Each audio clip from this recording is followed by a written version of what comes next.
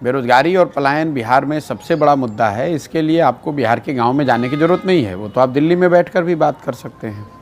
लेकिन जब गांव में आप जाते हैं तो आपको इन समस्याओं की विकरालता का, इसके सामाजिक आर्थिक पहलुओं की समझ बनती है। जैसे पलायन है, सामान्यतः लोगों की समझ ये है कि बिहार में पलायन बहुत बड़ा मुद्दा है, लेकिन इससे ज़्यादातर गरीब लोग प्रभावित हैं क्योंकि लोग बाहर मजदूरी करने जाते हैं। लेकिन जब आप गांव में जाएंगे तो आपको पता चलेगा कि ये ऐसी समस्या है जिससे समाज का कोई वर्ग अछूता नहीं है। अगर आप गरीब घर के हैं तो आपके बच्चे मजदूरी करने के लिए बाहर जा रहे हैं। अगर आप आर्थिक तौर पर थोड़े समृद्ध हैं तो आपके बच्चे पढ़ाई करने के लिए या नौकरी करने के लिए बाहर जा रहे हैं। अगर आप गांव में जाएंगे तो आपको सिर्फ महिलाएं मिलेंगी, बच्चे मिलेंगे और बूढ़े लोग मिलेंगे। करीब 40 से 50% जो नवयुवक हैं वो बिहार के बाहर रह रहे हैं। जिन प्रखंडों में, पंचायतों में बाढ़ की समस्या है वहाँ पर ये 70-80% भी हो सकता है। पलायन यहाँ के जीवन की सच्चाई बन गई है। इसका सामाजिक पहलू ये है कि लोगों के मन से धीरे धीरे, चूँकि इतने लंबे समय से पलायन इतना बड़ा मुद्दा रहा है, परिवार की जो संकल्पना है वही ख़त्म हो गई है।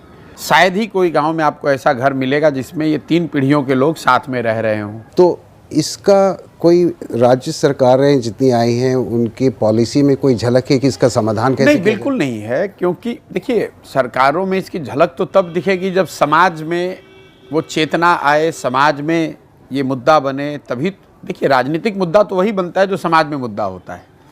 समाज में एक तरीके से इस बात की स्वीकार्यता हो गई है कि जो हमारा बच्चा बड़ा होगा, जवान होगा, तो वो बाहर नौकरी करने जाएगा, और लोगों ने उसको अपने जीवन की सच्चाई मान ली है।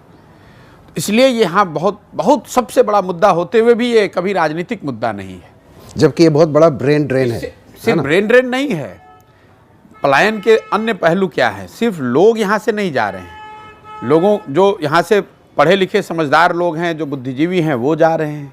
और इसके साथ साथ बिहार से बहुत बड़ा पूंजी का पलायन हो रहा है। यहाँ पर जो लोग बचत करते हैं, जो बैंकों में पैसा जमा करते हैं, जिसकी चर्चा कहीं नहीं होती है, आपको माइग्रेशन या डिस्ट्रेस जो पॉवर्टी दिखती है, उसका एक कारण है कि पलायन हर पहलू से पलायन है। बुद्धि का पलायन है, शरीर का पलायन है, पूंजी का पलायन है।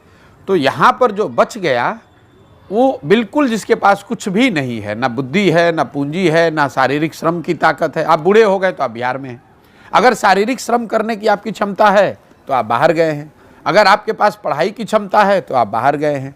अगर आपके पास पैसा है बिजनेस व्यापार करने के लिए तो आप बाहर गए हैं। तो बिहार में बचा कौन? मेजॉरिटी वो लोग बचे हैं जो पूरी तरीके से सरकारी व्यवस्था पर डिपेंडेंट हैं।